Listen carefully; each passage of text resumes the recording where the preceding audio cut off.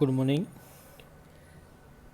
आज अपन राजस्थान के प्रमुख भौगोलिक प्रदेश में से थार का मरुस्थल या थार का मान मरुस्थल या वेस्टर्न सैंडी प्लेन्स या दी ग्रेट इंडियन डेजर्ट के बारे में अध्ययन करेंगे। राजस्थान के 4 भौगोलिक प्रदेश है। एक थार का मरुस्थल, अरावली पर्वतमाला, पूर्व का मैदान और हाड़ौती पठार। उनमें से जो प्राथमिक या प्रथम भौगोलिक प्रदेश है फिजियोग्राफी ऑफ राजस्थान, वो थार का मरुस्थल है या थार का मान मरुस्थल। इसका अध्ययन करेंगे। राजस्थान के बीचों बीच में से कणवत रूप में अरावली पर्वतमाला गुजरती है। अरावली पर्वतमाला के पास में से 50 सेंटीमीटर की समवर्षी रेखा भी गुजरती है। आइसोहेलाइन समवर्षी रेखा का शाब्दिक अर्थ है समान वर्षा वाले स्थानों को मिलाने वाली रेखा। काल्पनिक रेखा है जो अरावली के समानांतर गुजरती है। अरावली रेंज वे 50 सेंटीमीटर की समवर्षा रेखा दोनों राजस्थान को लगभग 2 समान भागों में विभाजित करती है। अरावली पर्वत श्रृंखला के पश्चिम में या वेस्टर्न में राजस्थान का हिस्सा है, वो संपूर्ण भाग पश्चिमी रेतीली मैदान के नाम से जाना जाता है। पश्चिमी रेतीली मैदान को थार का मरुस्थल भी कहते हैं। हालांकि थार के मरुस्थल का कुछ भाग जो लगभग 2/3 भाग राजस्थान में, लगभग 67% भाग राजस्थान में और 1/3 लगभग 33% भाग अन्य राज्य जैसे हरियाणा, पंजाब व गुजरात में फैला हुआ है। अर्थात थार का मरुस्थल भारत के 4 राज्यों में राजस्थान, पंजाब, हरियाणा व गुजरात में फैला हुआ है। थार के मरुस्थल का थोड़ा सा हिस्सा अंतर्राष्ट्रीय सीमांत पाकिस्तान में भी फैला हुआ है। संपूर्ण पश्चिमी रेतीली थार के मरुस्थल की जलवायु संबंधी दशाएं एक रूपता नहीं पाई जाती हैं। जैसे जैसे अरावली पर्वतमाला के से अपन पश्चिम की ओर या पश्चिम दिशा की ओर चलते हैं तो निरंतर तापमान में बढ़ोतरी होती है और वर्षा में निरंतर कमी आती जाती है तथा सुदूर पश्चिमी भाग में तो 25 सेंटीमीटर से भी कम वर्षा प्राप्त होती है। अर्थात राजस्थान की सबसे कम वर्षा वाला जिला जैसलमेर भी यही है। अपन कह सकते हैं कि अरावली पर्वतमाला के वेस्टर्न पार्ट में राजस्थान का लगभग 67% भाग स्थित है, जो थार के मरुस्थल के नाम से जाना जाता है। इसकी सबसे बड़ी विशेषता थार के मरुस्थल की यह है कि यहाँ उच्च तापमान और कम वर्षा पाई जाती है और सैंडी सॉइल या रेत के टीले पाए जाते हैं, जिसको अपन बालू का स्तूप के नाम से जानते हैं। लगातार रूप से रेत एक स्थान से दूसरे स्थान विंड के साथ में माइग्रेशन या स्थानांतरण होती रहती है, जिसके रेगिस्तान का मार्च के नाम से भी जाना जाता है। अतः अपन कह सकते हैं कि थार के मरुस्थल में वर्षा की मात्रा बहुत कम होती है और पाकिस्तान, जो भारत का एक पड़ोसी देश है, उसकी सीमा के आसपास भी रेत के टीले आपको स्पष्ट रूप से दिखाई दे सकते हैं। इसके अलावा राजस्थान के अलावा ये पंजाब, गुजरात और हरियाणा राज्यों में भी फैला हुआ है और साथ साथ में मरुस्थलीकरण के कारण ये वेस्टर्न उत्तर प्रदेश और दिल्ली के आसपास भी इसके टीले स्पष्ट रूप से आपको दिखाई देने लग जाएंगे। वर्तमान में पश्चिमी रेतीली मैदान को पुनः 2 भागों में विभाजित करते हैं, जिसका प्रमुख आधार है वर्षा रेन।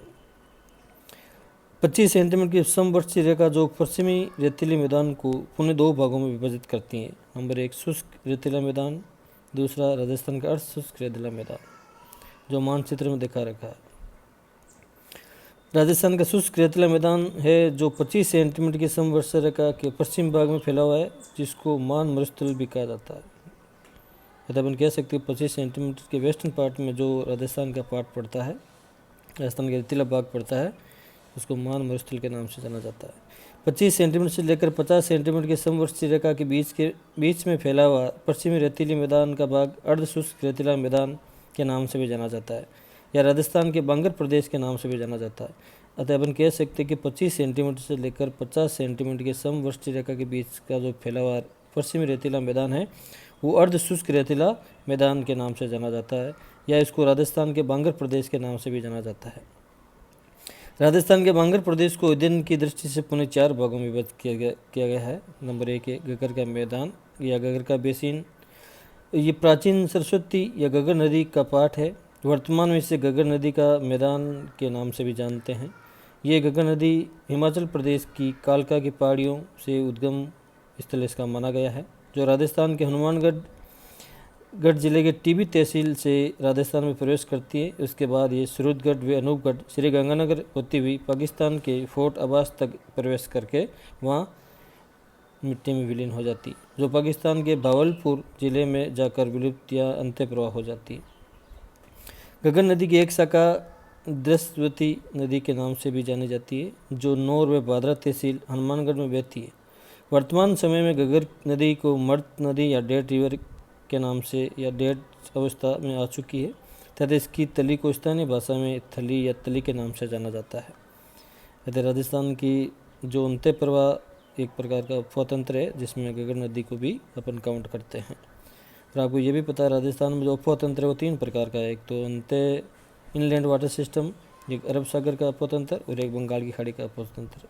अगर राजस्थान में जो सबसे बड़ा अपतंत्र है वो अंत्य प्रवाह अपतंत्र है, जो राजस्थान के वेस्टर्न पार्ट में पाया जाता है। उसी का भाग है गगर नदी। वर्तमान में ये गंगनहर व इंदिरा गांधी नहर के कारण ये क्षेत्र सिंचाई की सुविधा के कारण बहुत उपजाऊ व कृषि उत्पादन की दृष्टि से राजस्थान का महत्वपूर्ण कृषि उत्पादन प्रदेश बन गया है। इंदिरा गांधी नहर और गंग नहर 1927 में और इंदिरा गांधी नहर के द्वारा वर्तमान में वेस्टर्न राजस्थान का ये पार्ट लगातार रूप से कृषि उपजाऊ सिंचाई की सुविधा होने के कारण ये कृषि प्रदेश के नाम से भी जाना जाता है।